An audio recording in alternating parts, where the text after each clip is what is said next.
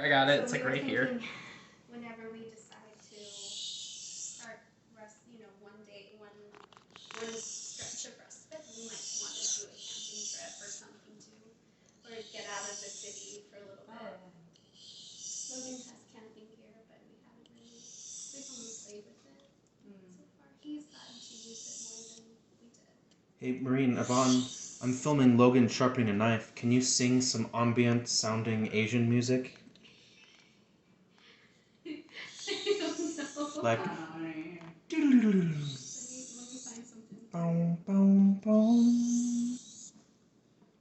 Ambient Asian music. That's its search term. Ambient Asian music.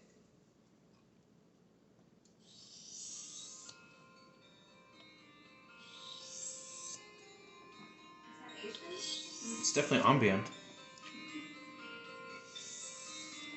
Can you grab the biggest knife on the top left of that rack? I was going to explain something to you about But I'm knives. filming. Oh, I'm sorry.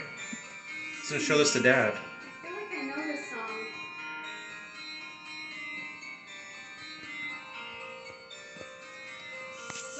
One thing that's interesting about this knife compared to other knives is you would do like a forward and backward motion depending on the knife. I just want to make sure that the angle is as perfect as possible as I run it by. I first started learning how to sharpen knives when I worked in a meat kitchen.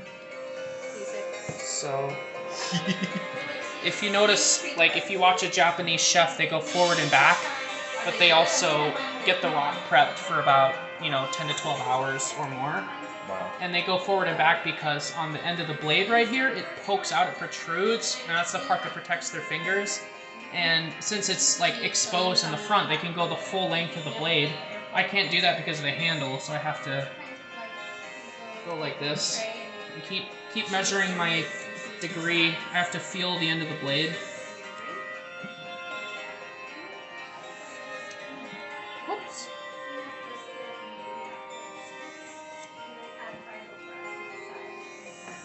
No, you don't need that, but yeah, that's a planer. That's if you're trying to clean the rock off for another knife. Is that the one you wanted me to grab?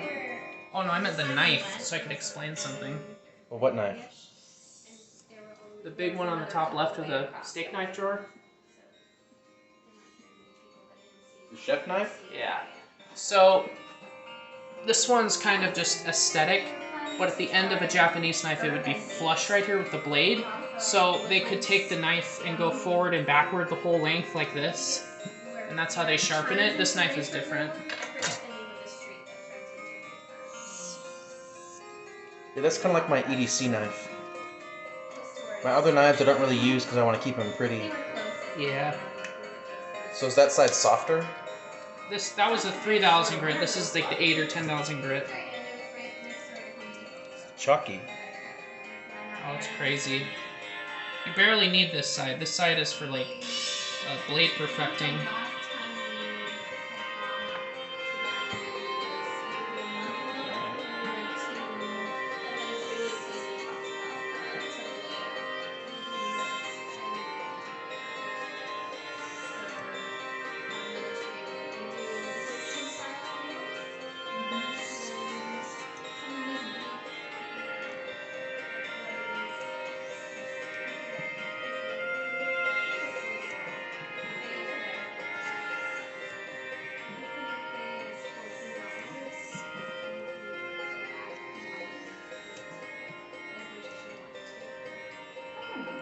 I wonder if Ash will watch any of this.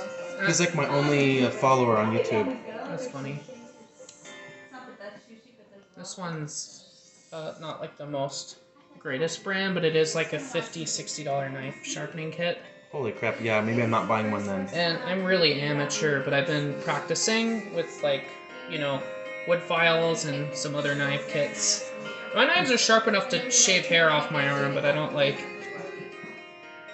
really strive for that because I don't need it to be that sharp. It'd be nice to keep this knife sharp because that's my survival knife, I guess. Like that's the only one that I actually really use. Like right now it's kind of dull because I was carving bark off of walking sticks with it. Oh my god, that's a good way to run a blade like this. Well, it's a cheap knife. It's like That's why that knife is so good, because it's Oz 8. It's got a nice grip. It's got a good blade profile, but it's only like 20 bucks. You can get them on Amazon. That one I actually got it at Walmart. The Ontario Knife Company makes it.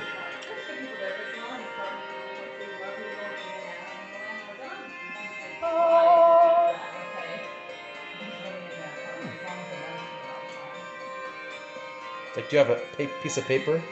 Sure. That's what I usually do, is the paper test. I don't do the skin test. That'd be dangerous. Well, that's a thick piece of paper. That's pretty sharp. Yeah. Wow. That's a lot sharper than it was before. Jeez. Yeah, it's just cutting through cardboard like nothing. Cut That's your shirt awesome. real quick if you're not careful. Well, thank you, Logan.